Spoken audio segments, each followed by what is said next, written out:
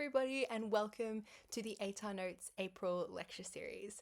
My name is Maddie, and I am so excited to be here with you guys today to take you on a wonderful and whimsical journey through literature units 3 and 4. This is one of our new lectures for April. We're so excited to be sharing with you guys about literature, and I'm so excited to be your companion and your guide throughout our session today. We have quite a jam-packed session. It's going to be 2 full hours worth of content with a little bit of a break in the middle, and it's going to be an awesome opportunity for you guys to be building up your skills, your confidence, and your toolkit so that you can do the very best possible in literature over the coming year. Whether you're in year 12 currently working through those units 3 and 4 or heading into year 12 at the end of the year, there is going to be something in this session for you. I wanted to note right at the start that the slides for this presentation are going to be available down below this video under the resource tab. So don't feel like you need to be taking really strenuous notes throughout our session today. There's going to be an opportunity for you to download this as a resource and be able to look back on it later. But if you're the kind of person that enjoys taking notes, then definitely be doing so as well. No pressure either way. You probably will have noticed that below this video, although it is pre-recorded, there is a live Q&A chat going on, and there's going to be a tutor in that chat moderating it and answering all of your questions. So I'm going to really encourage you guys to be asking questions all throughout today's session. There'll be plenty of opportunities for you to do so. And I want to encourage you, if you see a question that you know that you can answer or contribute to an answer for, then go ahead and offer your own thoughts and opinions in the chat as well. We would love to get a really solid conversation happening between you guys as peers and students.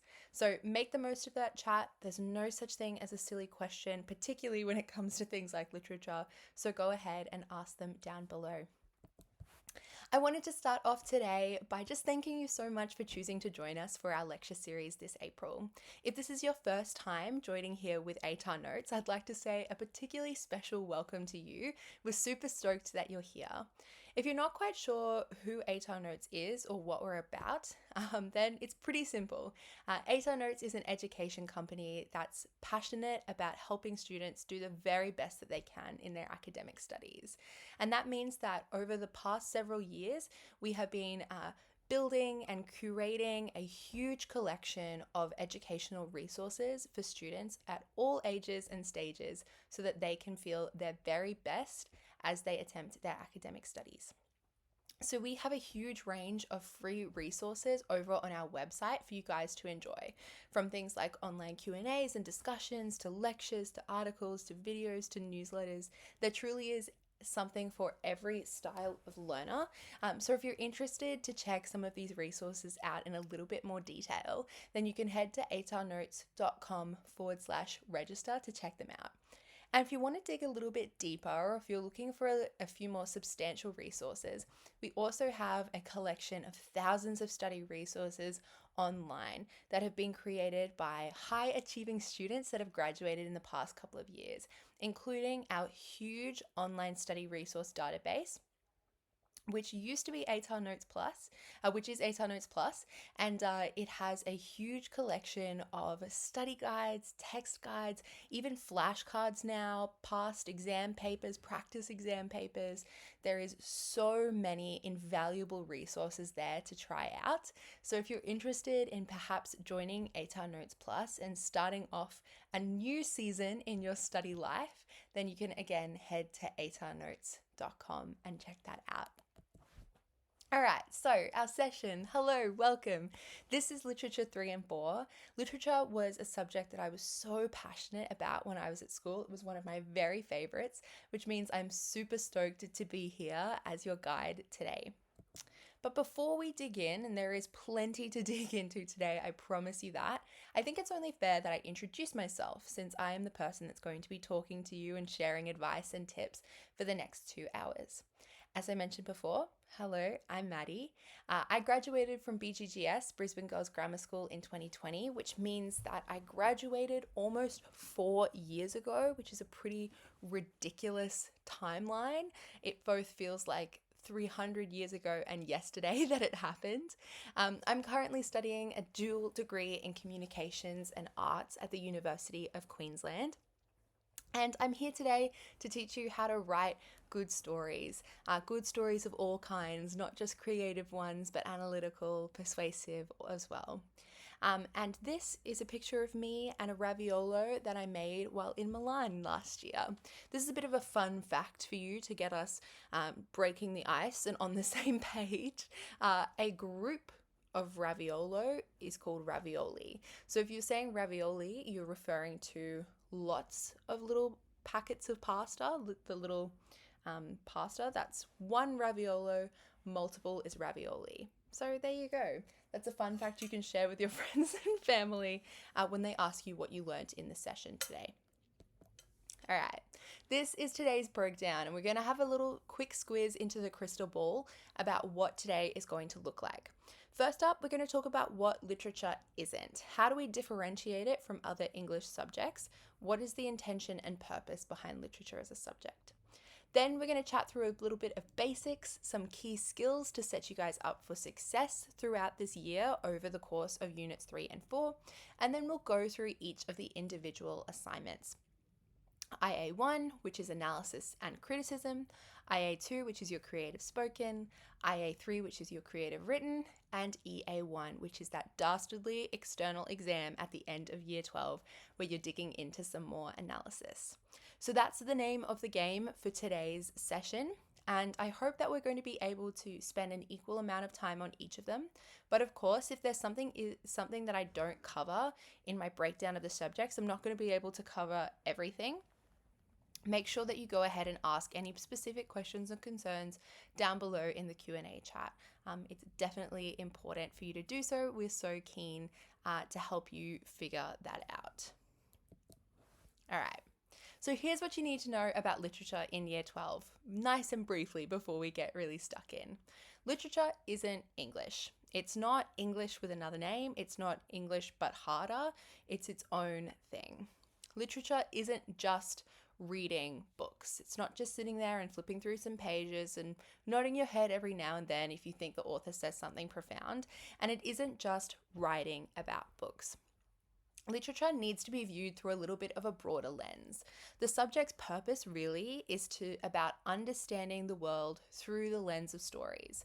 What can we learn about culture and society around us? What can we learn about history?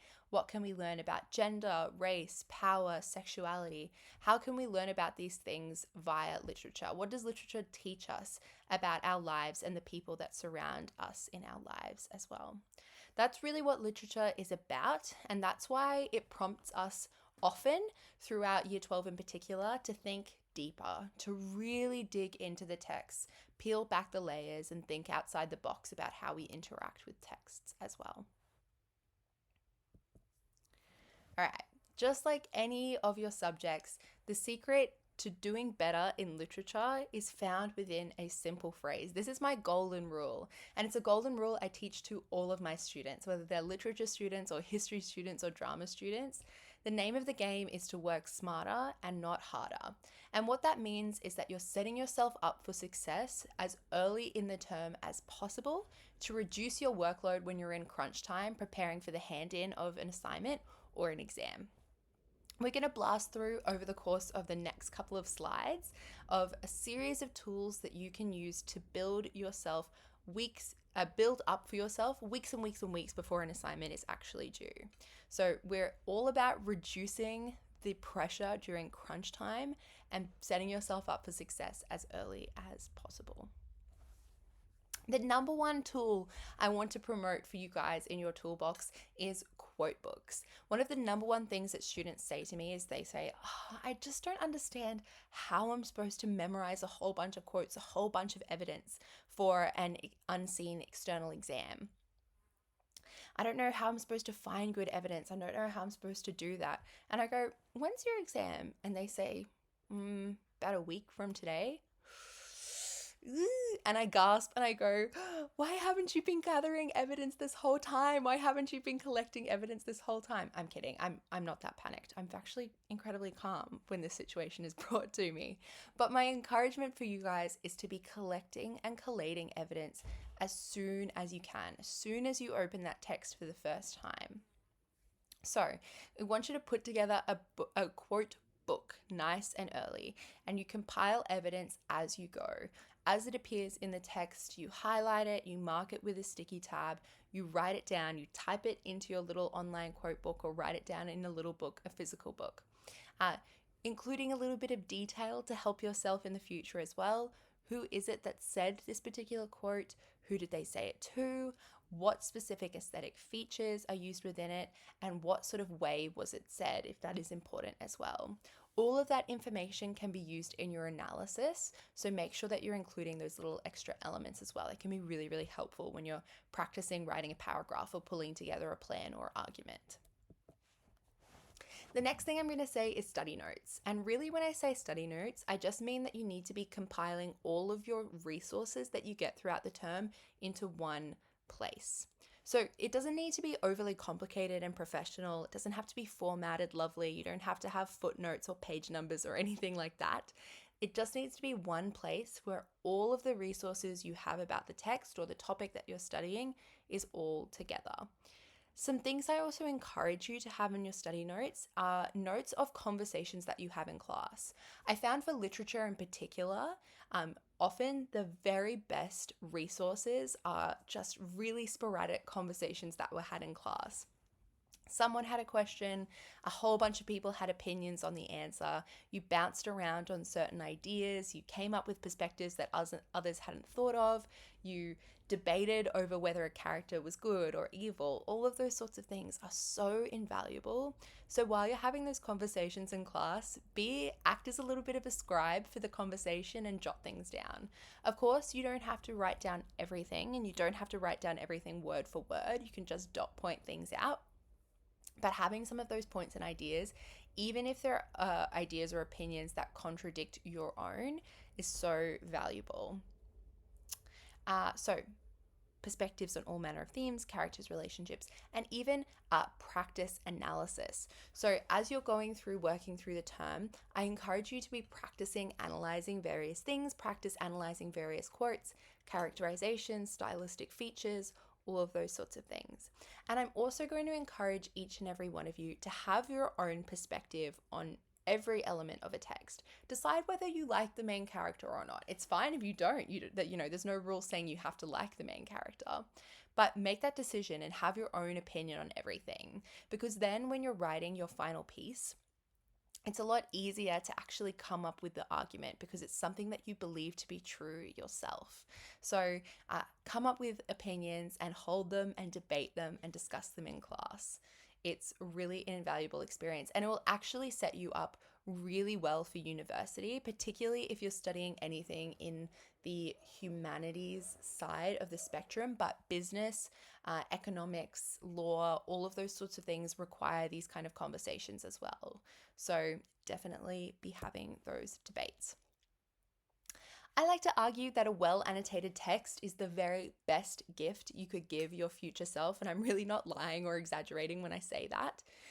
If you have annotated your text well, it becomes a million times easier to find important information in the text rather than having to laboriously flip through 800 pages trying to find that one quote you thought of that one time.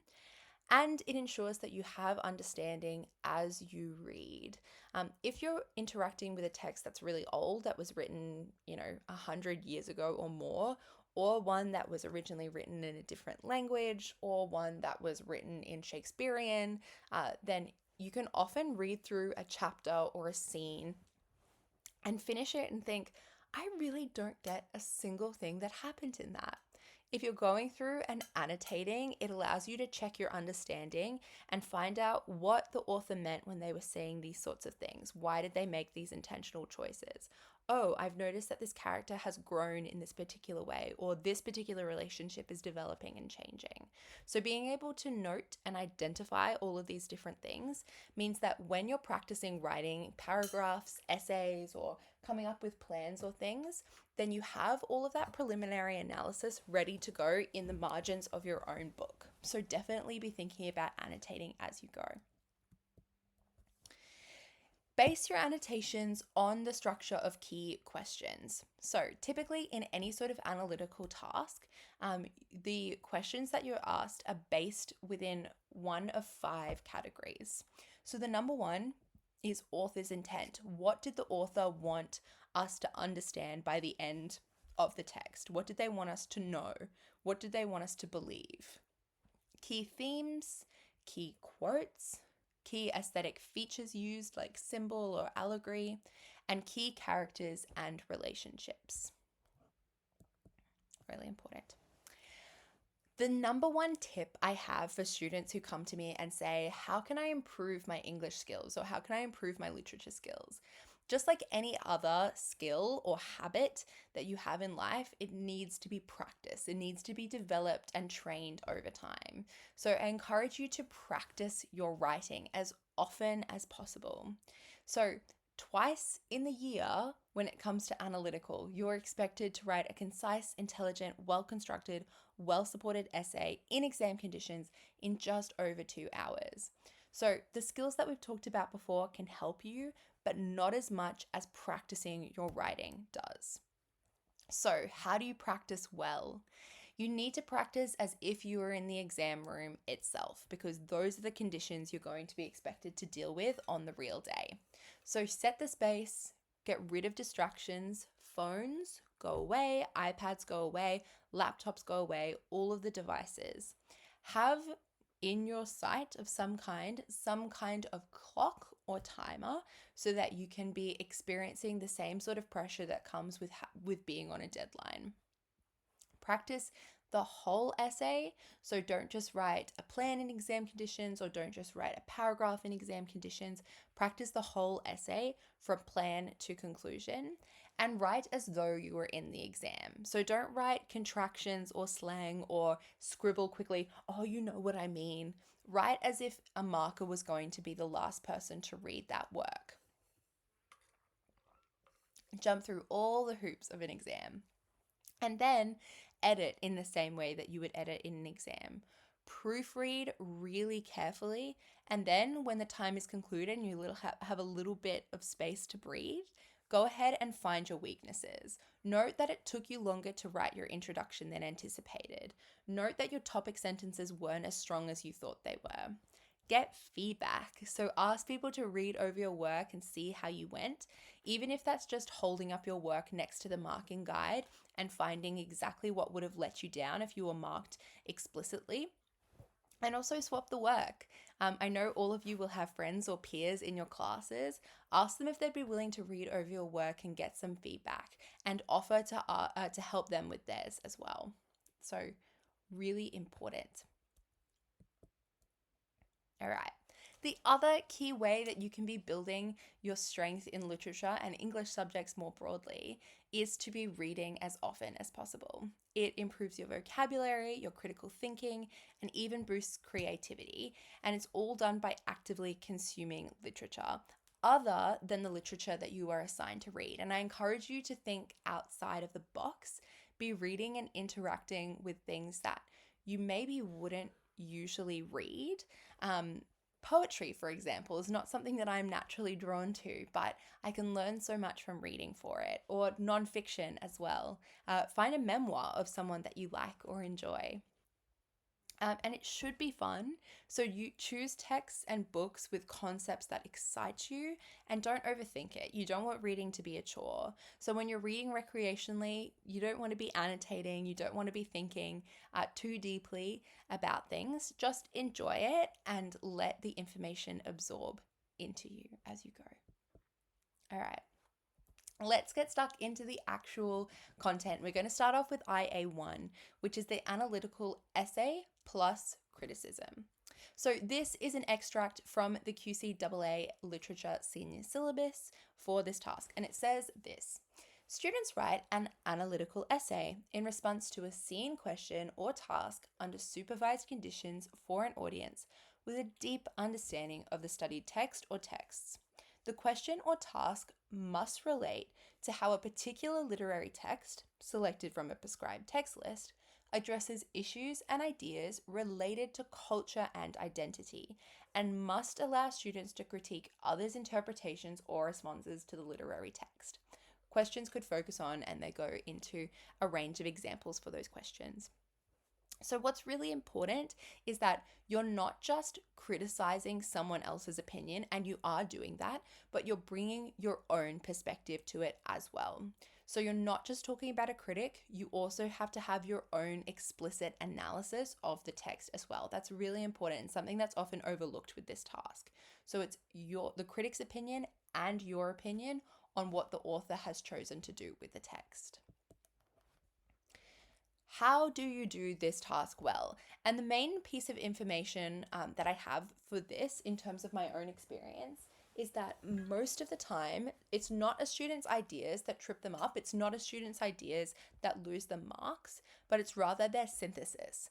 They will write a really beautiful essay which has so many good ideas and really solid analysis and really interesting takes on the characters and the author, but the ideas don't link. They don't join together. They don't connect. It's not cohesive.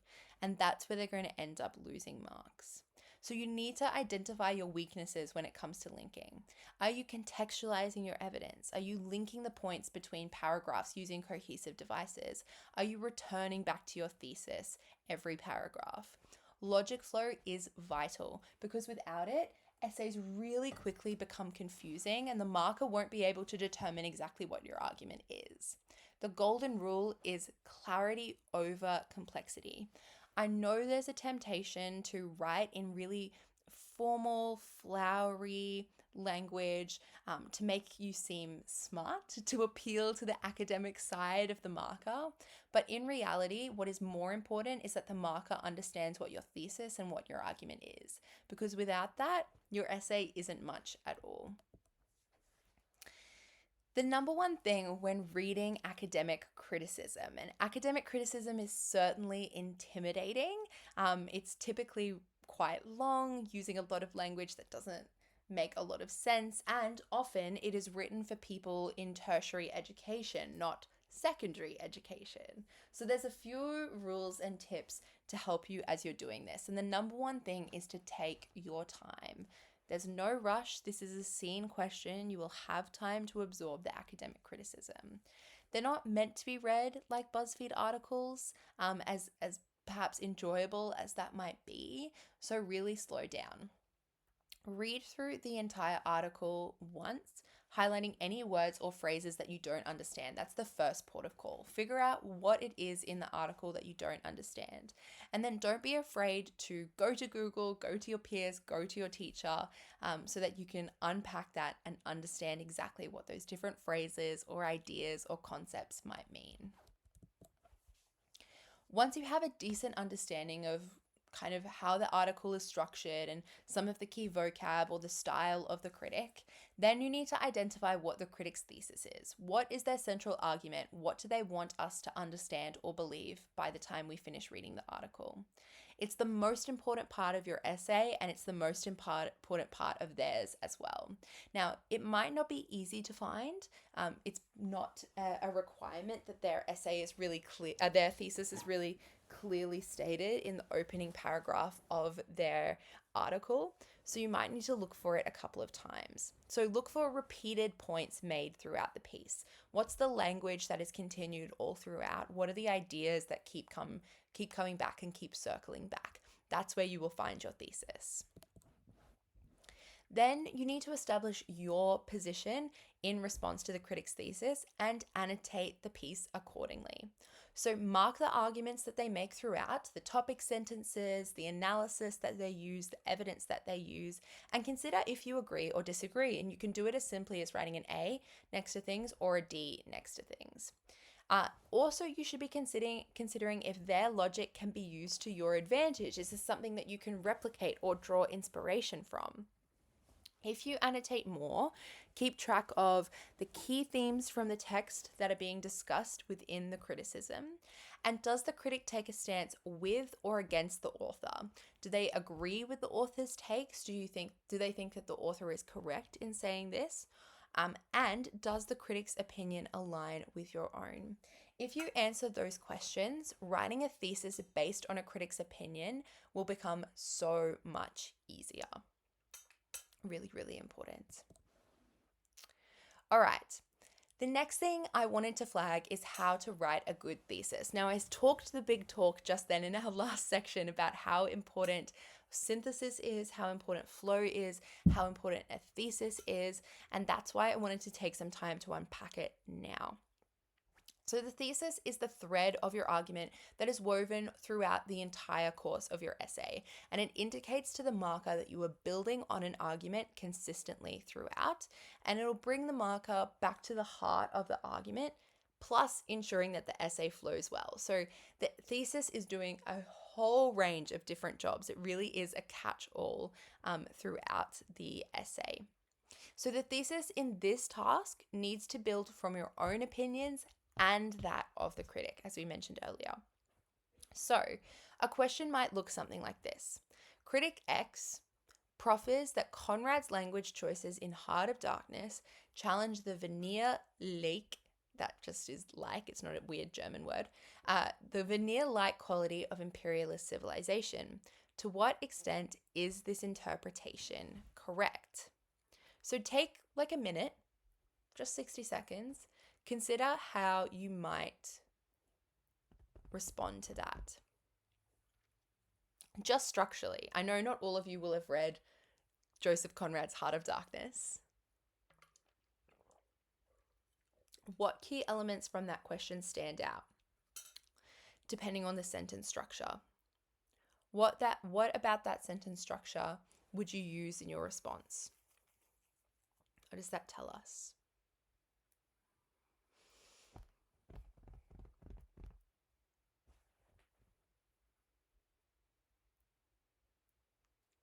Ten more seconds. What key language would you be highlighting in that? All right. The first step is to consider the to what extent part, and I'm sure that many of you picked that out as something important to be considering when answering that question. So when you read a question that says to what extent, your response typically, needs to have some sort of measurement word in it. So critic X is partially correct, or critic X is wholly correct. You can't necessarily avoid that. It needs to be answered in order to respond to this question fully. Then the extra detail based on your own perspective of the text, your own opinion on that of the text and of that of the critic will complete the thesis out. So critic X is wholly incorrect or is partially correct that Conrad manipulates language choices to strip away the veneer of imperialism and expose those who employ it. So you have this idea of the critic's opinion in this idea of veneer-like quality of imperial civilization. So that is the first part of this. And then the exposing those who employ it, that's new. That's not included in the critic's perspective in the question. So that's when the author of the piece, the student, is bringing in their own perspective to fill out the thesis. So that's how we're building a good thesis together, including elements of the critic and elements of your own perspective as well. Really important. A big problem that lots of students run into is they forget to talk about audience positioning, and the syllabus really will not rest in reminding you that it is such a vital part of the task. So they talk about cultural assumptions, attitudes, values, and beliefs, and that little screenshot there is an extract from the syllabus itself explaining what each of those different elements are. So assumptions refers to preconceived ideas, Attitudes is accepted opinions, values and moral principles, and beliefs are accepted faith systems. So they're similar, but they are all different. And all of these different elements define how an audience reacts to a text. And you need to consider, as you're exploring audience positioning, how the history and culture that surrounds a particular audience would sway their reactions rather than enforcing your own opinions upon them. So if you think in the context of Heart of Darkness, which is a text basically set during the 1800s, you can't just think to yourself, oh, well, colonialism sucks, so everyone would have agreed that it sucked. That's not necessarily true at the time, particularly because Heart of Darkness was written for a European audience, and Europeans at the time were engaging in a fair bit of colonialism themselves. So you need to consider how their society and how their culture was structured before you decide how they would have responded to a text that attacked colonialism, essentially. The next thing that I wanted to introduce you to within the analytical space is something that I call the microflow. And the microflow is essentially a formula that you can use to ensure you're employing all the different elements within a body paragraph. So every time you introduce a new piece of evidence, this is a formula that you can use to ensure it is stepped out logically, that's ticking all of the boxes requested of you in the criteria. So the first step is what? And what refers to the evidence that you're going to be having. And it's really important that that evidence is contextualized within the context of the plot of the story. So you're not just relying on page numbers or scene numbers or act numbers or something like that. You're contextualizing it within the plot. Then, so what? This is your analysis. You're unpacking that evidence, you're naming and shaming specific aesthetic features or stylistic devices that the author is employing. And then, so how? How does this analysis, how is what we have uncovered positioning audiences to think, feel, or react? And so now, how does this link back to my thesis? How am I demonstrating that I am proving my argument throughout the piece? So that should be used every time you introduce a new piece of evidence. So within a body paragraph, it could be used 2 or 3 times depending on how much evidence you include in that paragraph. All right, how are we going? Pretty solid so far. Let's take a little break. I'm mindful that I've been talking at you for a while. So let's take a quick 5-minute break before we get into IA2. I'll set a timer to keep us on track. Use this as an opportunity to head down and be asking some questions in the live Q&A chat below.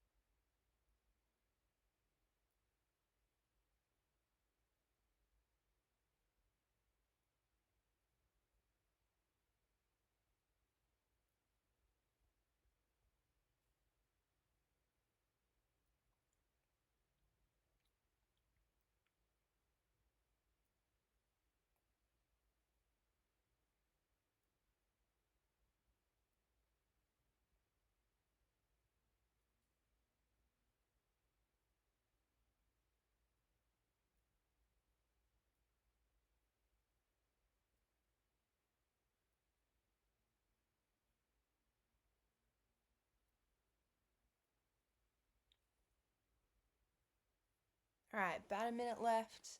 Have a little stretch. Ask your last little question. Grab your water bottle.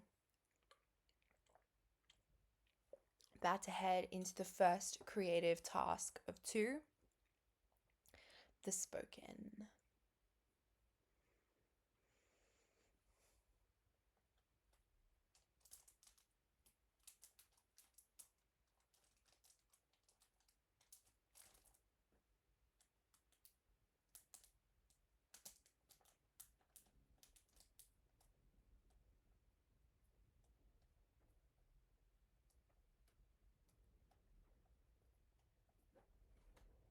All right.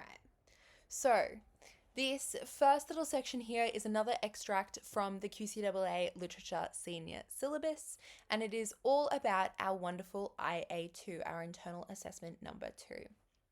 Students produce an imaginative spoken / multimodal response to at least one literary text from the prescribed text list, which is therefore referred to as the base text. In this assessment, they draw on their knowledge of the relationship between language, culture, and identity to reinterpret ideas and perspectives in the base text to create a reimagined text for a new cultural context. So the key phrase really there is new cultural context.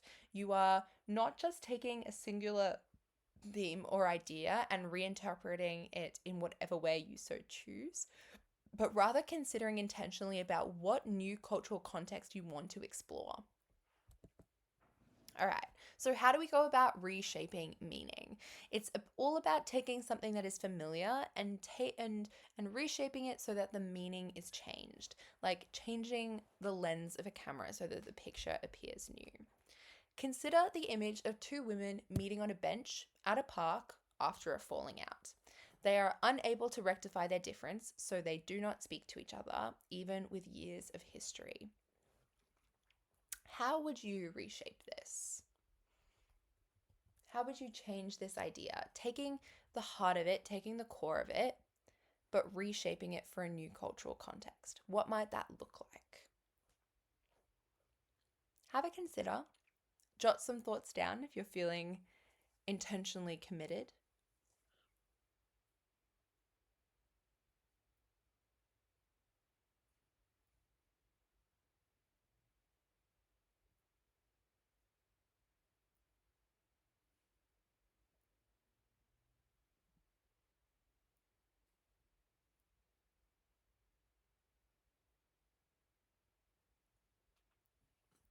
What might it look like? There are a million different ways that you could go about reshaping it. Perhaps the setting is not a park, but a party, and the women are not, women in their 30s or their 40s, but they're girls. Perhaps the disagreement is about a boy. Perhaps the metaphor used is not silence, but the ceaseless noise of war. Consider a divorce, but told from the perspective of a child. Consider a murder, but told from the perspective of the lawyer. Consider these stories told to therapists and taxi drivers and the weekly book club. So it's all about reshaping the perspective, reshaping the lens. So take a very common situation and think about how you might give the microphone to a different person that doesn't usually get to speak. If a story is all about the hero, what would be said if their love interest had the opportunity to tell their story, or their sidekick, or their mother, or their children? How would you reshape a situation by putting it on the other side of the world, or by flipping the gender of the main character? How could all of these things reshape a text and make it new? So your goal is to think creatively, think outside of the box, and think about how the story might be told. If you're giving the microphone to someone, who are they sharing their thoughts with? Who are they open with? Who are they vulnerable with? What positions could they find themselves in where they're willing to tell this story? So it's actually a lot of fun, and I encourage you to be telling stories that you would be interested in hearing and reading and watching. And that is always when you're going to write your very best work. Now, if you get to choose which base text on that preconceived list, it's really important that you pick one that excites you. There's nothing wrong with wanting to write about something you would enjoy reading. As I mentioned before, that's how you produce work that you're really proud of. The key perspective that you're going to explore in your new reimagined work also needs to be one that really excites you. Now, how do you go about changing contexts? So it's all about choosing your new destination. Where do you want to end up? What kind of story do you want to tell? Now, the syllabus calls for a new cultural context, and typically that is best achieved by a shift in time and or a shift in place. So, for instance, time traveling, play around with history and norms. Take a story which is set in the 1800s and bring it forward to 2024, or go back in the past. How would a contemporary story be explored in times gone by? The other way is teleporting, so bringing something to a new geographical location. So if something occurred in, let's say, England, what would it look like in Australia? Or what would it look like in New Zealand? Or what would it look like in France or Vietnam or Korea? How might you go about changing the cultural assumptions, attitudes, values, and beliefs that surround a particular place, a particular geographical space? When it comes to multimodal tasks, the possibilities truly are endless. There is so many things you could do with this story. Often the easy part is coming up with the key message and how to transform it, and then you're left to sort of fill in the gaps with all of the creative stuff, and that is really hard to know where to begin. This could mean you write a monologue or a YouTube vlog, a video, a podcast, a dramatic performance, an interpretive dance if you're so inclined. There are so many ways to go about telling this story. And it really is your job to break the storytelling rules a bit. For so many years in English and in literature classes as well, you've had to write a pretty stock standard creative piece, and you'll have to do that next anyway. So this is your opportunity to think outside of the box and do something fun and interesting. You can definitely go to YouTube and look around at different creative projects that people have there. Take inspiration from what you see on the internet, what you see in documentaries and what you see in TV shows and movies that you really like. Always be taking inspiration from literature around you. If there's a book that you really love, or a TV show that you really love, or a YouTube series that you really love, consider what it is about that piece of media that engages you. Is it the way that the character is built? Is it the way that it's paced? Is it the way that special visual effects or sound effects are used? Is it the plot? Is it the relationships between characters? Use that as inspiration to tell your own stories, and put your own unique twist on them as well. Now, it's really important that you know your main character inside out. So you will often be playing a role. It's your job to embody a certain character and share a story through their eyes and through their words. Audiences can typically smell a fraud a mile away. They know if you don't know what your character is thinking about. So remember, we're thinking outside the box in this task. We're being creative with this task, which means that it's important to experiment with tone, structure, style, even props and costuming if that's something that your teacher is keen on. Now, probably not for everyone and probably not for the best, but it would be awesome if you could play around with something like accent as well. If any of you end up working with accent in some specific or significant way in your work, please send me an email, maddie@shootsmart.com. It would be so awesome to hear that tale. I would love to know that one of you is being brave and thinking outside the box with that. So know your script inside out, just like you would with a persuasive speech. Fake it till you make it. Confidence really is key. So you want to appear as if you're really cool and collected up there in front of people. Find a safe person in the audience like you would with a persuasive speech. Practice in the mirror, noting the gesture that you use, the facial expressions that you use, the intonation, the tone, the pause, and have a really solid recording of your performance to evaluate. So if you're doing something live, then as you're practicing, record it on film and then watch back and see how it looks, how you might tweak it and shift things, what works well. And if you're feeling brave, then definitely ask someone to watch the performance for you to offer a little bit of feedback. So it could be a sibling or a teacher or a tutor. and ask them, specific questions about feedback. Often, friends and family, they don't know how to do much except be encouraging. So if you actually want feedback or criticism from them, ask specifically at the start. Say, I'm not quite sure about what I'm doing with my hands, so can you just watch my gestures and see how they work? Or I'm not quite sure about my opening section. Can you give me some feedback on how you think it goes?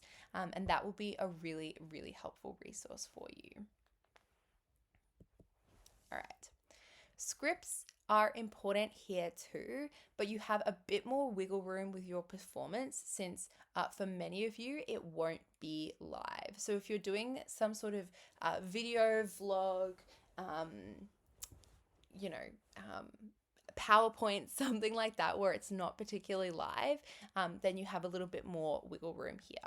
So just with any other literature task, your message needs to be really clear in your writing. And then you need to elevate this message, lift it up straight to the audience with the help of audio and visual aids, just as aesthetic features in a novel does the same thing. So your visual and auditory choices are important and can hold specific and impactful messages in them. So you're not just throwing stock images and stock audio at Mac not iPlayer, at any sort of editing software and hoping that some of it sticks. Instead, you need to be making really intentional choices. And so often in the syllabus, a word that you will see repeated all the time is discerning. You need to be doing discerning this and discerning that, discerning. It basically just means that you're making really specific intentional choices in order to push your message and indicate to a marker that your argument is really clear. So for example, an intentional choice might be the use of video clips or pictures of Australian native flora, which indicates a sense of place and connection to the land. So be thinking about all of those choices that you make because they have a huge impact on the final shape of your story. A few broad tips for multimodal pieces. Really important. This is not the task to do the night before, and no task ever really is, but this one truly is not the task to do before. Editing always takes longer than you think it will. It's one of those things that might seem really clear and straightforward on paper, but it'll just take an age to cut things and have the timing right and make sure everything is synced and put together really nicely. So it is vital that you give yourself time to do a good job in order that your message is as clear as it possibly can. It's important to adapt to the flow, and this is true because you're going to be working on this piece over a long period of time. It's going to change, it's going to develop, it's not going to look anything like you thought it would when you started this task. That's just the natural creative process. So don't think too hard about it. Allow things to just sort of go with the flow. If you're working with video, back it up twice, back it up 3 times, back it up 4 times. Have it in 6 different places on the cloud and on an external hardware drive. It is so important to just have backups of it, because the last thing that you want is for weeks and weeks and weeks of hard work to go to waste because the computer crashed or iMovie didn't save properly, or Google Drive didn't sync the way that it should have. So make sure that it's in multiple places. You can find royalty-free music and video online really, really easily. It's a huge collection of free resources. So don't feel like you need to be going out and shooting hours worth of B-roll, although that is good because you can pick and choose exactly what it is you'd like. But if you're a little bit stressed for time and don't feel like you can be creating all of your own elements, then you can find stuff really easily online. And that's particularly useful for sound effects because those are pretty hard to record well yourself. And the last thing, make sure you watch your video all the way through before you submit it. Make sure that all of the transitions are clean and stuff like that. Sometimes you'll watch through and it looks almost perfect, and then you'll have a rogue little insert text here, text box that pops up at some point, which you thought you'd gotten rid of, but you didn't. So make sure you watch that video all the way through before you submit it to avoid all of those little things there. All right. We are blasting through this content. I want to go back over here to this question, and I want to give you guys a little bit more time to be thinking about how you would do this. How would you go about reshaping this situation? Think about changing time spaces. How would you change the timing of it? How would you change the geography of it? How would you change the cultural context so that this has a whole new meaning? Who might you pass the microphone to? And if you pass the microphone to that person, who would they share their story with and what would they be saying? So have a go at putting together a little bit of an idea of how you would approach this. And then we'll take a little bit of a longer break and we'll get into the second half of our session.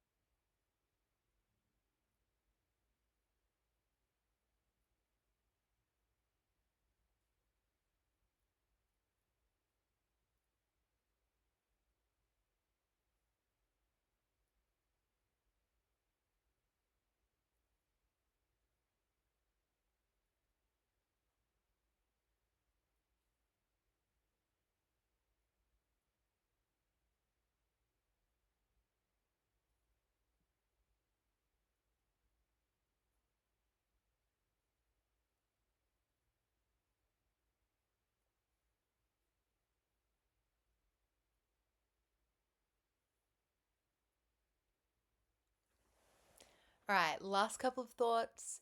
If you're feeling brave, Maybe write a sentence that might start this story, that might begin this story with a bang.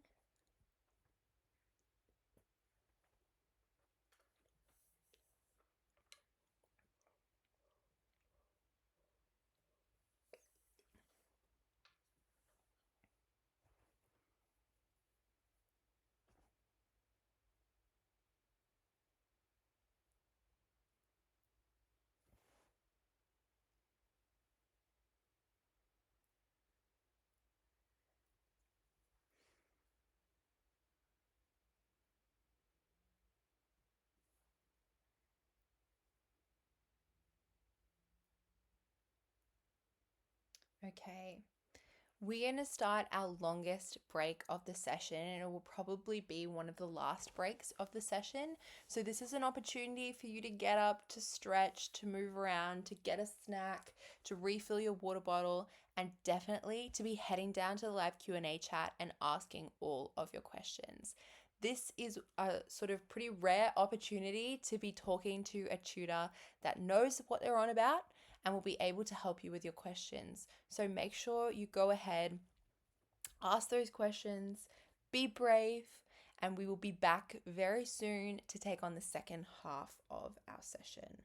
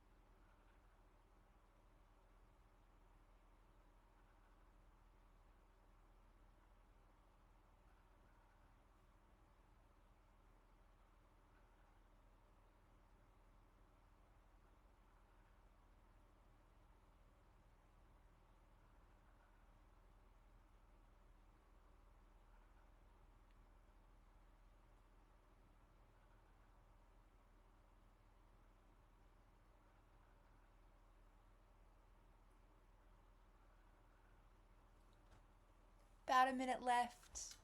Gather your thoughts, gather your notebooks, ask your final few questions down below.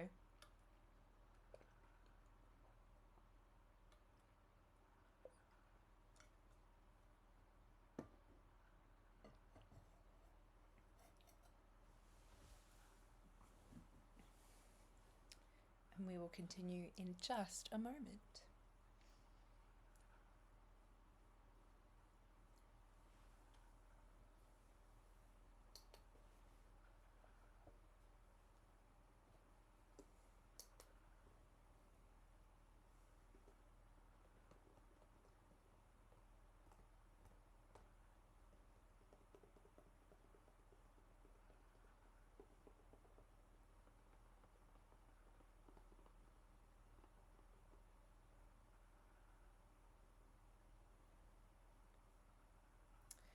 Okay.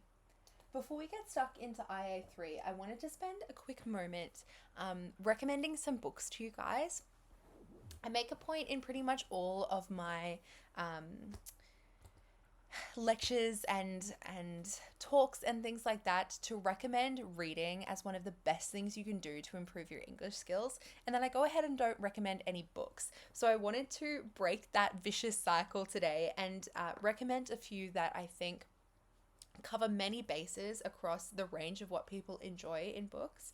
And if you have your own recommendations of books that you love and you think people should try, then put them down in the Q&A chat below. The first one is, if you're into fantasy or historical fiction, then Babel by R.F. Kuang is amazing. It is set in a fictional Oxford University, and it's all about translation and magic and linguistics and family and belonging. It is just so incredible. R.F. Kuang is an amazing author.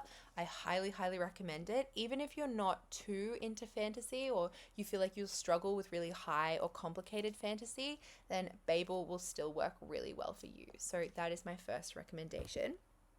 If you've been thinking about getting into some non-fiction, then I recommend memoirs as the way to go. And one of my very favorites is by Michelle Zauner, who's the lead singer in a band called Japanese Breakfast. And she wrote a book called Crying in H Mart about her relationship with her mum, her relationship with her heritage, with food, with grief. It is so beautifully written. It's pretty short. You can read it fairly quickly, and is such an essential reading. I really, really recommend it. Definitely such a good one to get into the world of nonfiction reading if that's something that you'd like to explore.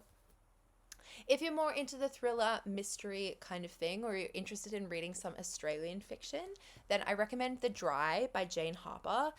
This was made into a movie a few years ago, and the second Dry movie came out only very recently. It's set in a small country town called Kiwara, and it's about how one of the residents of that town who moved away many years ago, he comes back and tries to solve a pretty terrible crime that happened there. Again, so well written. I read this all in one day, and I am usually not a fan of crime or thriller at all, but it just really, really engaged me. Definitely think about reading this book. And if you're not too into reading, but you'd like to be absorbing some stories, the movie version of this is pretty good as well. So go ahead and try that one out. And the final one is, if you're thinking about maybe reading something more classic, something that perhaps a genre that you're not really quite used to, I'm going to recommend one of my favorite books of all time, which is To Kill a Mockingbird by Harper Lee. This book changed my life. I read it when I was quite young, and I read it again recently, and it is so incredible. It will completely change the way that you think about American history, about race, about civil rights, even about the way that you would go ahead and write a book. So this is an incredible piece of literature. Again, nice and short. I'm not testing you guys too much, except with Babel. She's a little bit long. But so incredible and so easy to read. So definitely be thinking about that. But I'd be keen to hear your recommendations in the live Q&A chat. So if you have some thoughts about books that people should read, poetry in particular, or other types of styles and genres, then pop them down there. It would be awesome to get a big collection of books. All right, let's chat IA3. So, this is the other style of creative writing, and this is our excerpt from the syllabus that we will get started with. Students independently develop and compose an original, imaginative written text in which they purposefully manipulate aesthetic features and stylistic devices to shape representations and perspectives and achieve particular effects. Students may respond in any imaginative form that is predominantly prose and allows them to demonstrate the assessment objectives. So, really, with this task, you are being set loose into the field of literature with the hope that you will be using your aesthetic features and stylistic devices to share a particular message. So, the things that you analyze other authors doing in your analytical tasks, this is what you're creating for yourself in this task. So, it's a lot of fun. It allows you so much agency to write about things that you're passionate about, write about things that you're interested about. So, this is the time to be thinking creatively and definitely be stepping outside of the box. So, probably the hardest part of writing a creative is getting started, just because it doesn't have the same rigid structure that analytical pieces do. You don't have the same formula that you can use for it, so it can be difficult to know where to begin. Go ahead and start off with your purpose. You have the honor as the author to decide exactly what direction the story is going to go in and what you want your audience to feel or understand by the end of the piece. So, what do you want to do? Do you want to celebrate, criticize, entertain, inspire? Pick a word, pick an action word that you want to achieve by the end.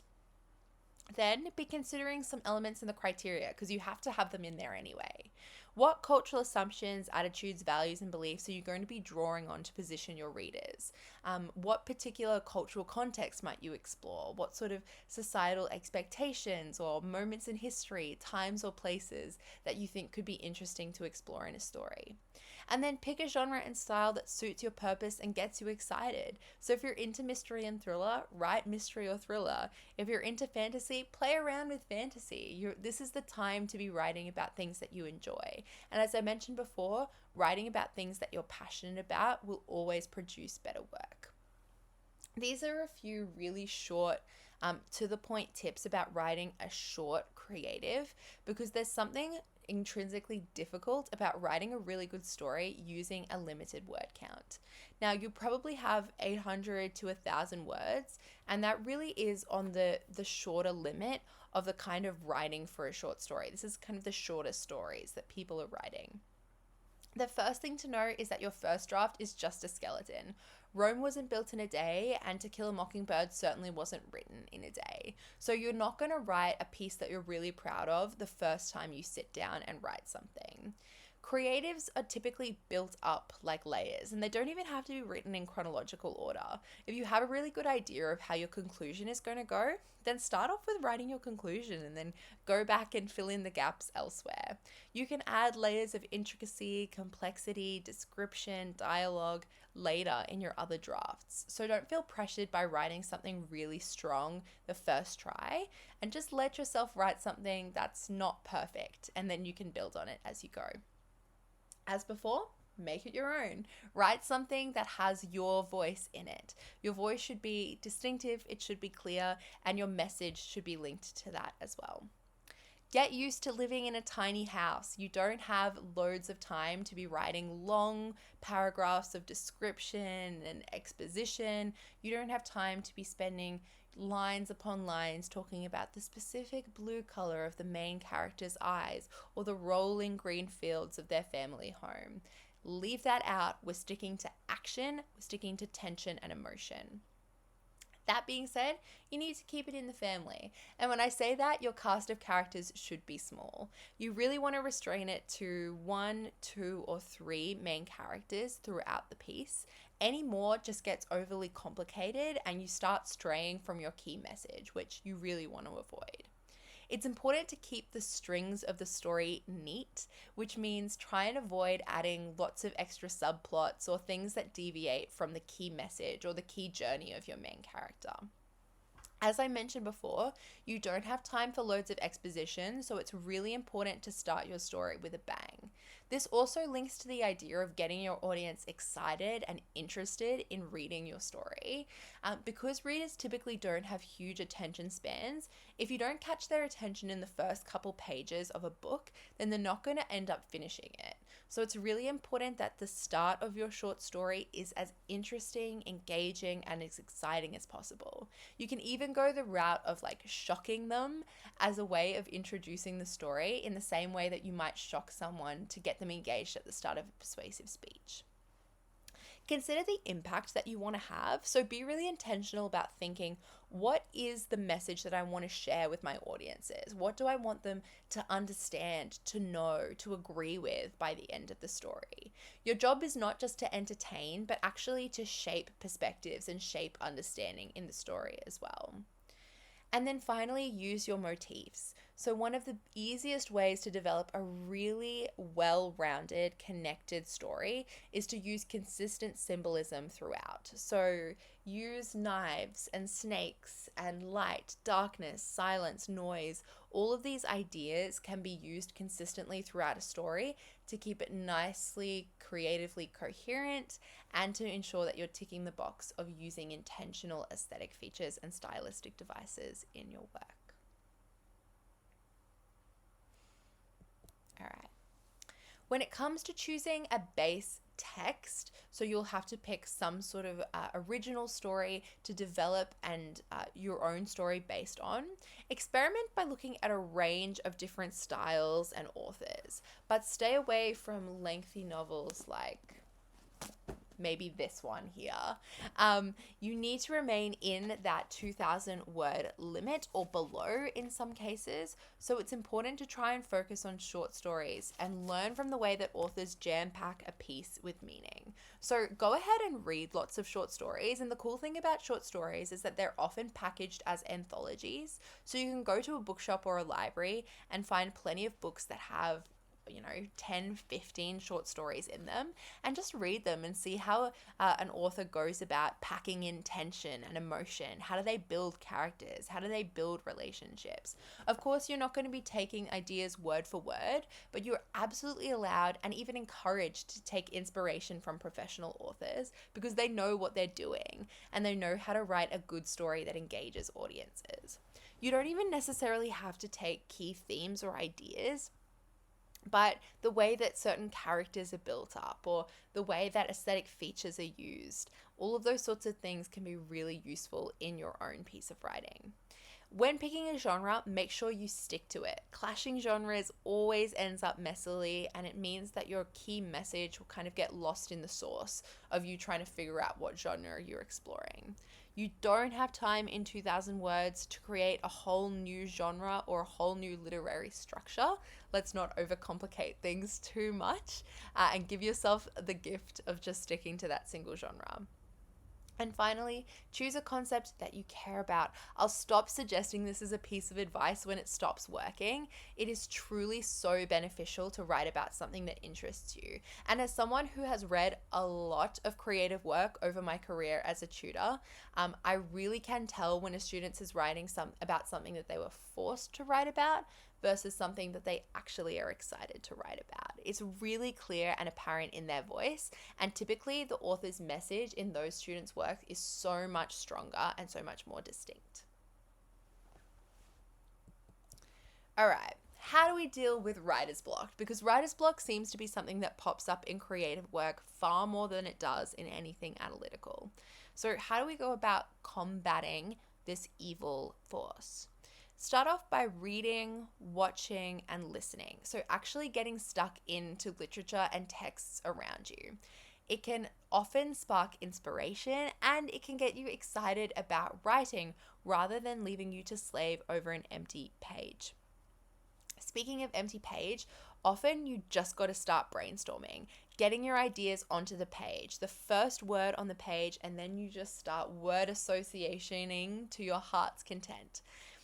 Discover or think about just one singular thing that you would like your story to include.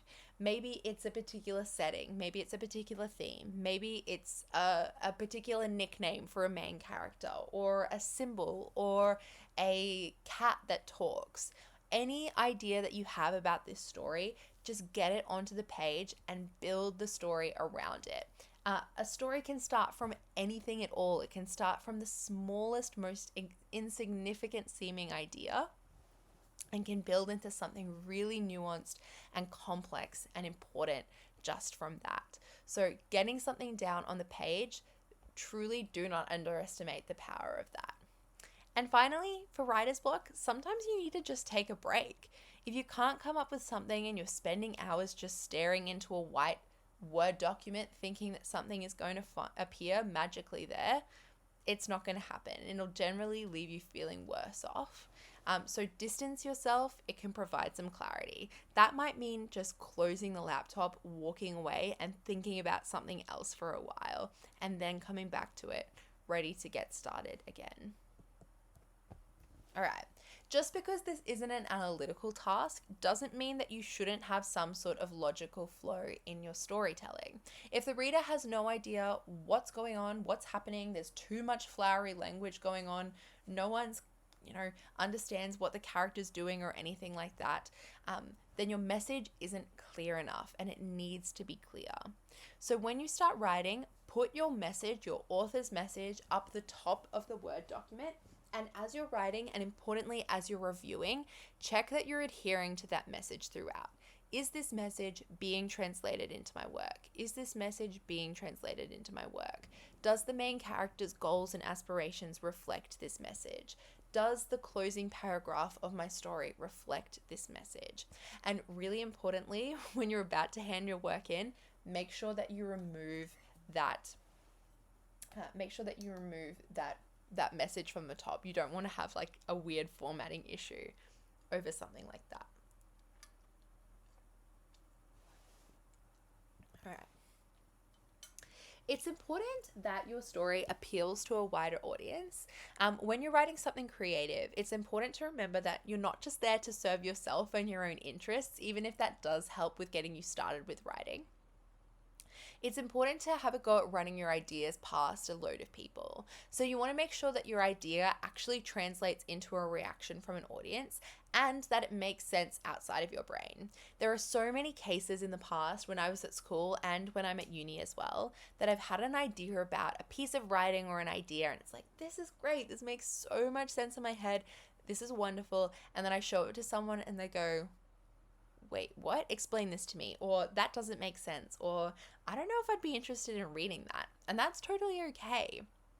All the information they should need to be able to engage with the story well and enjoy it needs to be contained within the words that you are writing on the page. If you need to explain things further, clarity needs to be revised. Go over it again. You are unlikely to earn marks via obscure concepts or vague aesthetic features. Remember, we're being intentional and we're being blatant with them. We are offering them up to the audience for them to enjoy. There needs to be concepts, characters, settings, and themes that people relate to and understand in their story. And I believe this is linked to something we will talk about in just a moment. So, this rule is tried and tested and it remains true to show and not tell. So the easiest way to show rather than tell is to make the internal external and the external not internet but internal. So you would change "she was very excited" into something else. What would this look like externally? What does excited look like or sound like? And if the room was dirty, how does this translate into the internal? How would that force characters to react? Not every line of your work needs to make the switch. That just makes things confusing. But if you find yourself lapsing into a basic progression, so plot points, this can be a helpful technique. So have a go. Take 2 minutes using those examples there. How might you turn excited into something external and the room being dirty into an internal reaction? 2 minutes, nice and quick. Write it in sentence form. No dot points, no cheating with dot points. And then we'll talk good characters.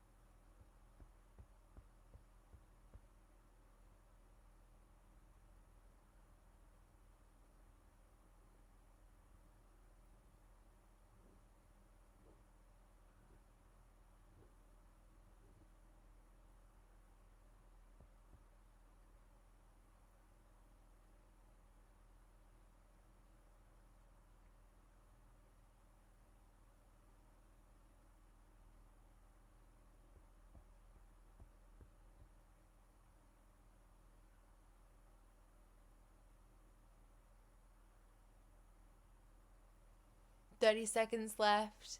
If you're still working on excitement, move to the room being dirty. Have some ideas down for both takes.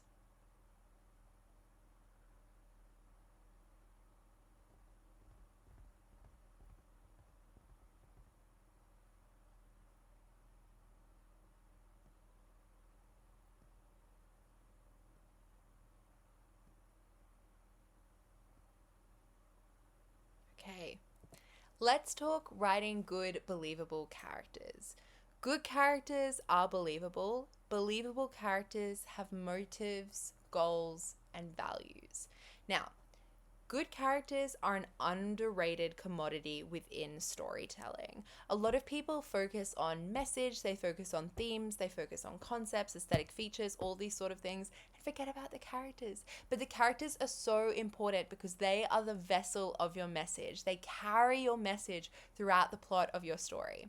If a text doesn't have a good, interesting character, then they're not going to carry, then no one's going to be interested in reading the book or watching the movie. I'm sure many of you have been flicking through Disney Plus or Netflix or Stan, and you see something and you think, wow, that's so up my alley, that looks so interesting, that's totally the kind of movie or TV show that I would enjoy, and you start watching, and 5 minutes in you think, this main character is so insufferable. They have no personality traits. They're so like static and shallow, and they don't make any sense, and the way that they talk is so annoying, and you leave. You don't watch the movie, you don't watch the TV show as excited as you were about the concept, because the character just isn't interesting or just isn't believable. So it's so important that when you're writing believable, good characters, because otherwise people aren't going to care what your message is. They're just going to spend the time frustrated over the character. So you can tell a lot about a person without them having to give you their whole backstory or detailed personality profiles. You can tell a favorite food based on how fast a person consumes it, or how much they love someone based on how close they sit next to them on a park bench. Humans have physical cues, both in the way that they act and in the way that they speak, that tells you a multitude of things about them without you ever having to ask them a single question. So again, we're not bogging down our writing by paragraphs and paragraphs of physical description or even detailing the particular background of a character. You can develop and grow a character and make them believable based on the way that they speak and on the way that they act. So take a moment to consider your favorite character in a TV show or movie, and think about why it is that you like them. What about them makes them interesting to you? What makes them intriguing? What gives them substance? What gives them drive? What motivates them? What do they value? One of my favorite characters ever. This is niche and probably a little bit away from what you guys are watching. I'm so much older than you. One of my favorite characters ever is this character called Josiah Bartlett, and he is the president of the United States in a TV show called The West Wing, which is an early 2000s TV show in the US. And obviously, Josiah Jed, he is the president of the United States. So he's very commanding. He's a very powerful man. He really holds the attention in a room. He's a powerful speaker. He's all of these things. But he went to Notre Dame, which is, a university in the States. And he loves their sporting teams. And so every now and then he'll be having a really presidential moment, and then he'll be like, does anyone know the score at this college basketball game? He's the leader of the free world. He holds so many things in the palm of his hands. And he's like, wait, who knows the basketball score? Does anyone know the basketball score of this game? And it just makes him so believable, because not everyone is going to be focused and intent on the big picture all of the time. They're going to care about the little things. And that's what makes him, or one of the things that makes him so endearing. So when you're thinking about pulling together and creating your own characters, consider characters that you really love, that you enjoy watching, that you find funny or appealing or even attractive, and consider what it is about them that makes them so. What choices did the directors and the producers or the author make in order to make that character as believable and as enjoyable as they are. All right, let's talk about editing creatives, because editing creatives is also really hard. You need to be prepared as you're writing to do a little something called killing your darlings. So, say you've written a sentence and it's glorious. It's the best sentence you've ever written. It's perfect in every way. The vocab is perfect, the grammar top notch. It gives the exact effect that you wanted it to give, but it just doesn't fit in the story. It doesn't build tension. It doesn't build emotion the way that you wanted it to. It doesn't feel right sitting next to your main character. And if it doesn't suit the genre, if it doesn't suit the character, if it doesn't suit your message, the task, then you have to cut it. You have to get rid of it. You have a precious amount of words and you need to make the most out of every single one of them. So you don't want to let the story become a tangled pile of threads. So instead, you need to remove it and put it somewhere else. If you're really, really desperate, if you love it so much, instead of deleting it, you can cut it out and put it into another document. Your task is to shape perspectives, and you can't do that with a disjointed piece of lovely lines, but no connecting thread. So be vicious, kill your darlings, put them aside, and Lord willing, in your next creative task that you do, and I know that so many of you will be doing creative tasks after school, but if you do end up doing a creative task, you can look through that document and hopefully find a use for it elsewhere. All right. Before we get into our EA1, I wanted to give you one last creative challenge. Now, for both of your creative tasks, it is really important to be thinking outside the box and reconsidering how you do basic things that you might be taking for granted. So, what I want you to go ahead and try is to write a short story without using the letter E. You can't use it anywhere. You can't use it in any context. No letter E at all. You can write about anything you want. I'm interested, any genre, any style. You could write a script for a play. You could write a monologue. You could write dialogue, but you can't write the word dialogue because dialogue has an E in it. So no letter E. See what you can come up with. And then we will head into our final section of our session today.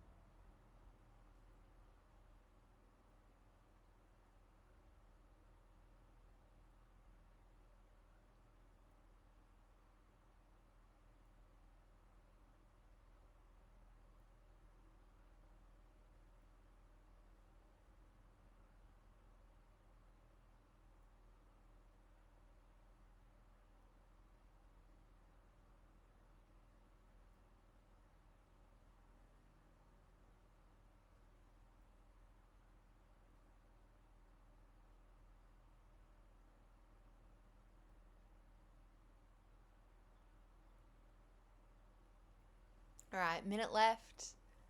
Interested to know how many lines you got down, how challenging this was in the end.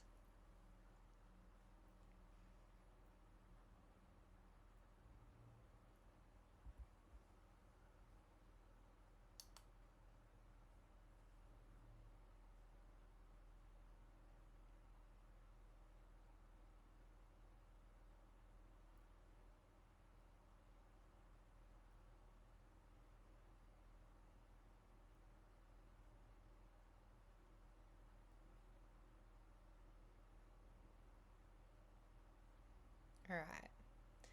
Let's get into our final section of today's session, and one that might be a little bit anticipated for you guys, which is all about the external exam. This is the EA1, your analytical essay.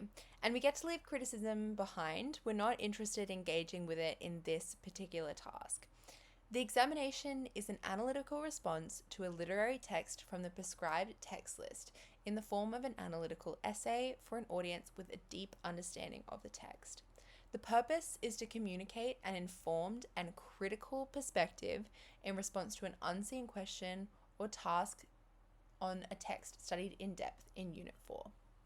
So, really important, informed and critical perspective in response to an unseen question. So it is entirely in your hands.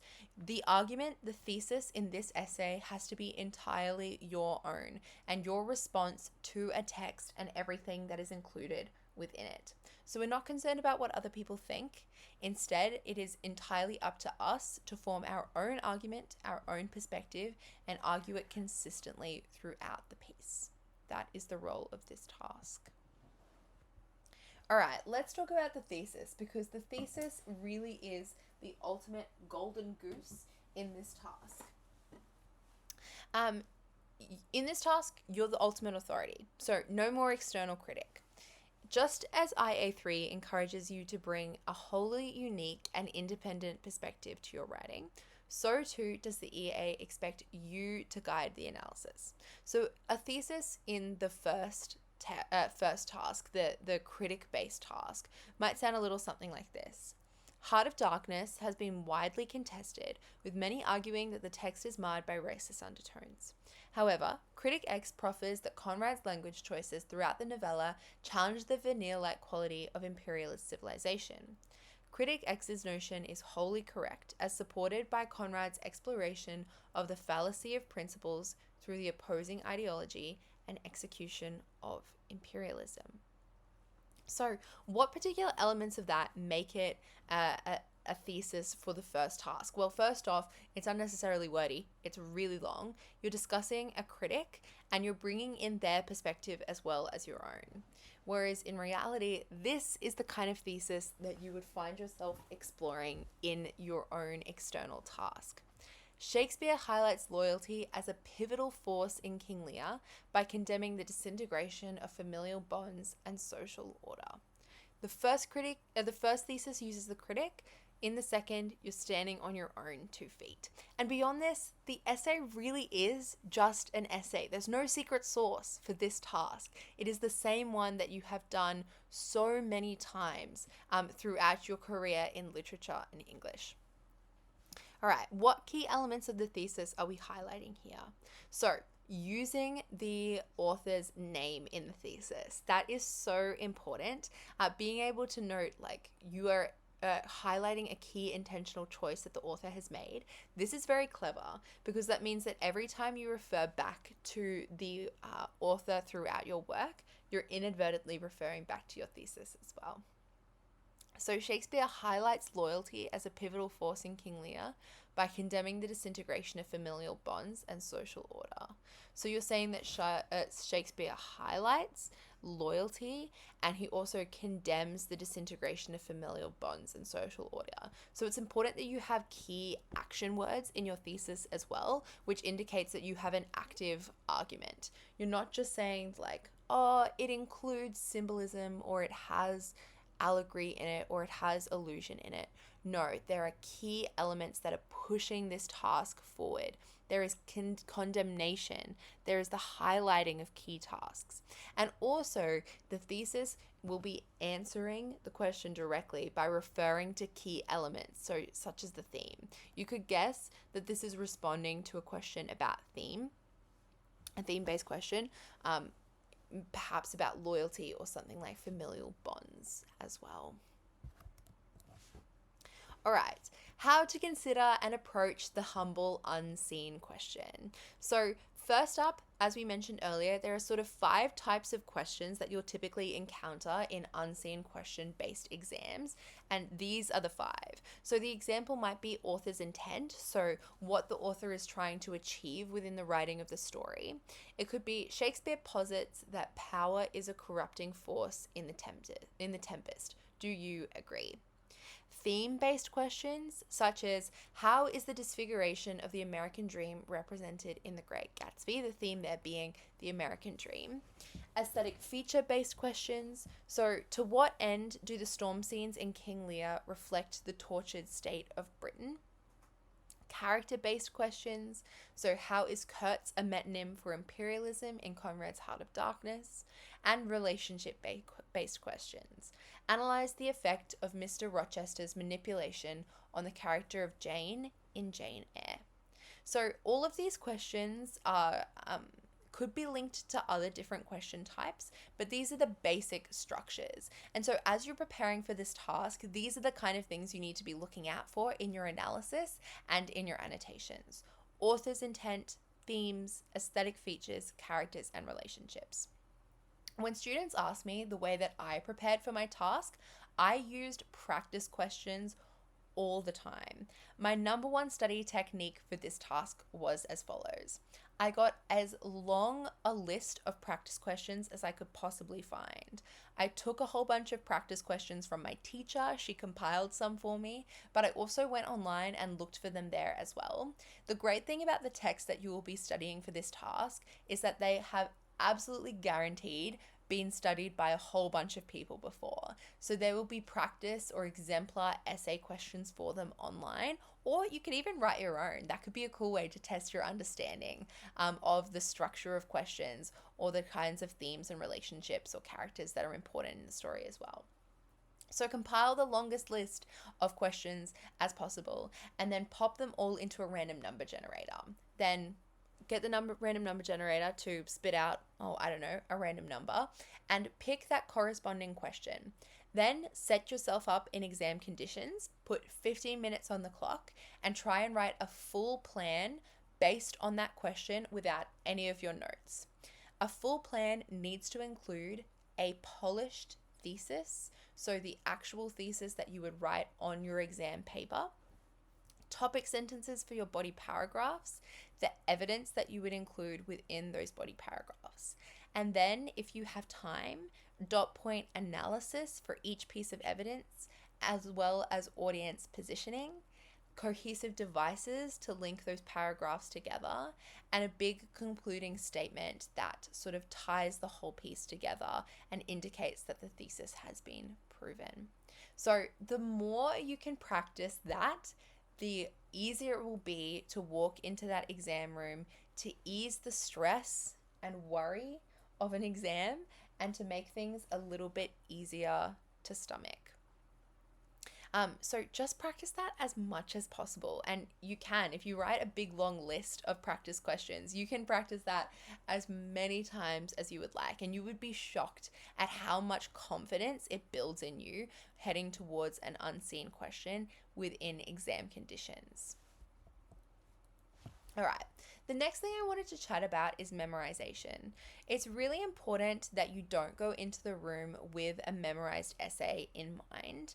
It will end up as a patchwork essay as you try and force it to fit the question that you are being asked. There is just no way of being able to guess accurately what the question is going to be. You won't be able to guess it based on past questions that they have asked. You're not going to guess it based off what your best friend's cousin's older sister's husband told you it might be. Instead, you need to think about how you can equip yourself to deal with the unseen question element. So doing those practice plans based on a whole bunch of practice questions is kind of a way to go. But what you need to do in terms of memorization instead is to memorize key evidence, and if you so desire, maybe a basic introduction as well. Now, your basic introduction includes background sentences where you introduce the key elements of a text as well as a key synopsis, your thesis, and then the preview of your point. So you can basically memorize the first two sentences of that introduction, those background sentences, if you like. So rather than wasting time writing genetic theses to memorize, practice your broad skill set, practice coming up with broad ideas, and then trust yourself. This task is the culmination of months and months and months of work. It's actually the culmination of years of work over all the time that you've studied literature. So it's so important that you trust yourself as you head into this exam. All right, let's talk timing within the exam room. When you're in the exam room, you have 15 minutes to plan and 120 to use however you see fit. Once you have a plan, stick to it. If you start heading off on different tracks, particularly in regards to things like your thesis, your essay will just come convoluted and complicated, and the marker won't know exactly what you're trying to say. So instead, stick to your plan. If you have a full plan, it is really helpful in terms of things like writer's block. You can just refer to it, you know what you need to write next, and you can go ahead and write it down. If you do run into a roadblock and you really can't think of what to say next, it's okay. It's important that you don't panic. You just leave a chunk of space on the exam paper, move on to the next thing you know how to write, and then come back to it later. If you run out of space in that allotted section that you have left for yourself, mark really carefully with an asterisk and then go to your spare paper, mark another asterisk, and fill in the rest of your details that you need to include there. It's really important as you do that you write to whoever is marking your work that that's what you're doing. So paragraph completed on page whatever, and then on that spare page where you've written the rest of your paragraph, write continuation of paragraph such and such. Just so everything is really clear. You don't want that to be confusing for people. They're obviously going to do their best to understand and look for what you've written there, but you don't want them to have to work for it. So just make it as simple and as straightforward as possible. Have a wrap-up sentence in mind, so kind of know what you're going to say at the end of the conclusion. Typically, you like to have something quite broad that talks about the broad themes of the text rather than the specific ones that you've been exploring within your essay. So talk about the broader impact that the text has on people, what it encourages people to think, how it explores key contemporary ideas and things like that. And practice writing full essays to identify trouble spots. So you can practice writing plans as something that you do more often, something that's easier and a little bit more straightforward.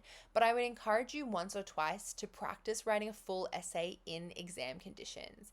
It acts as a bit of a diagnostic tool to indicate where you might struggle with things and what you find easy. And you might be surprised at what you learn within those sessions. You might find that you have more trouble with writing an introduction than you thought you would. And so you have to put a little bit more thought in coming up with a thesis.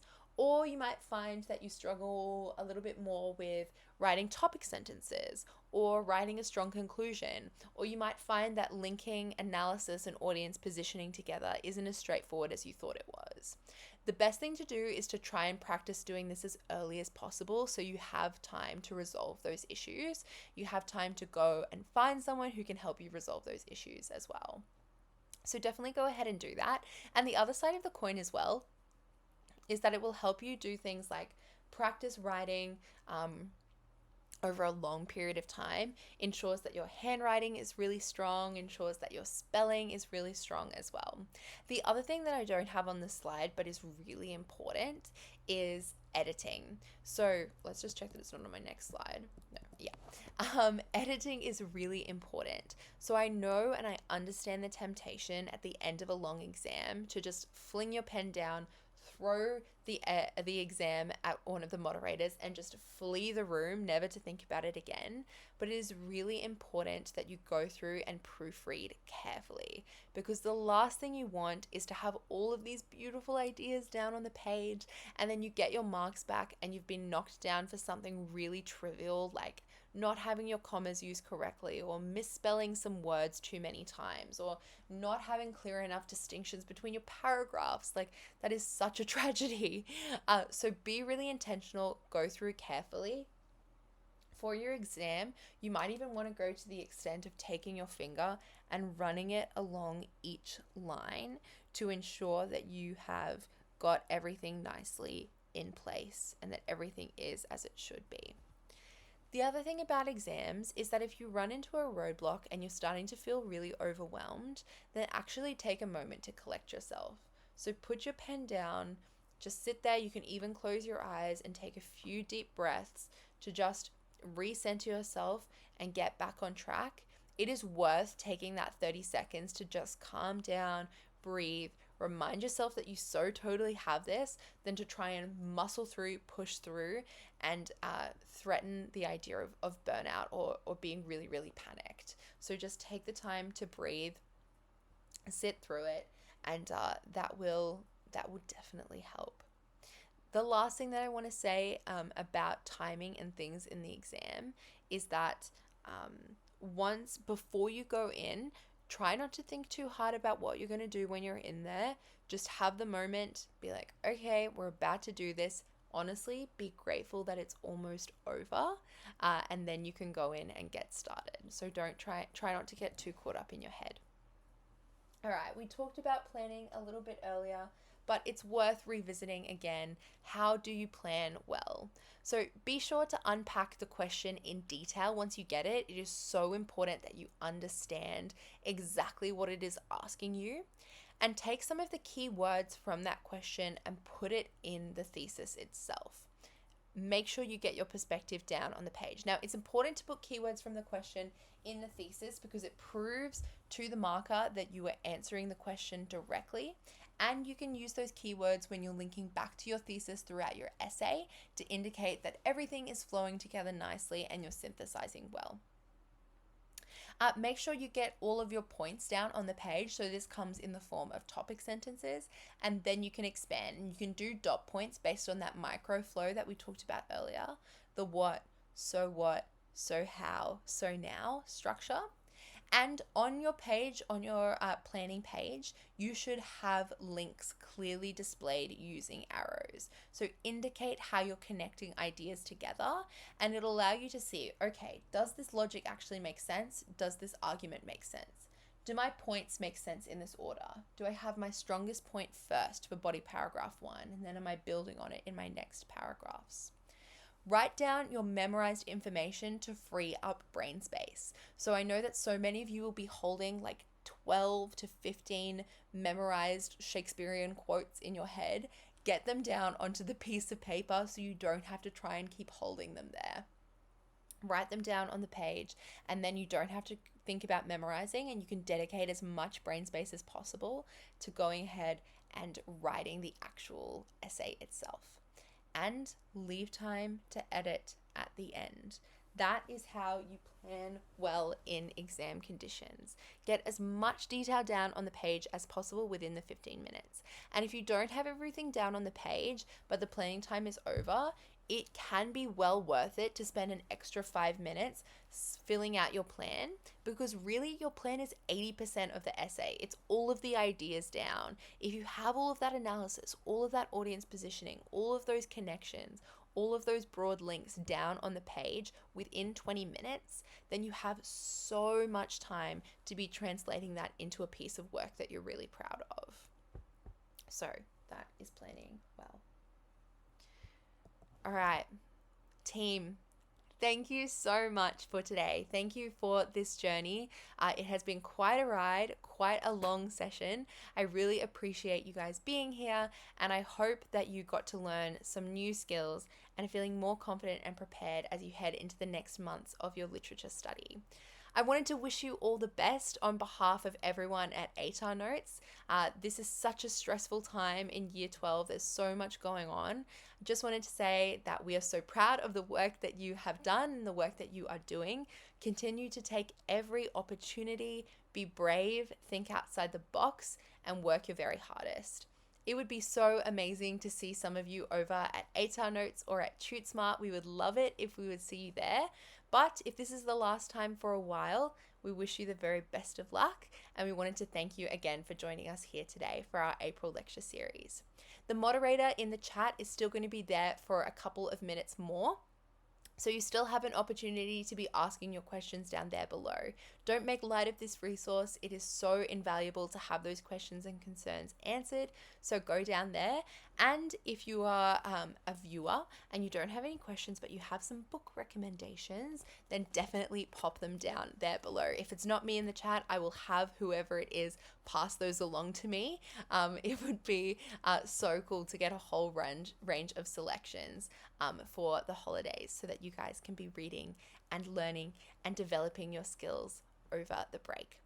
Thank you again so much. It has been a lot of fun being here with you today as your literature guide. We wish you the very best of luck, and I hope to see you all very soon.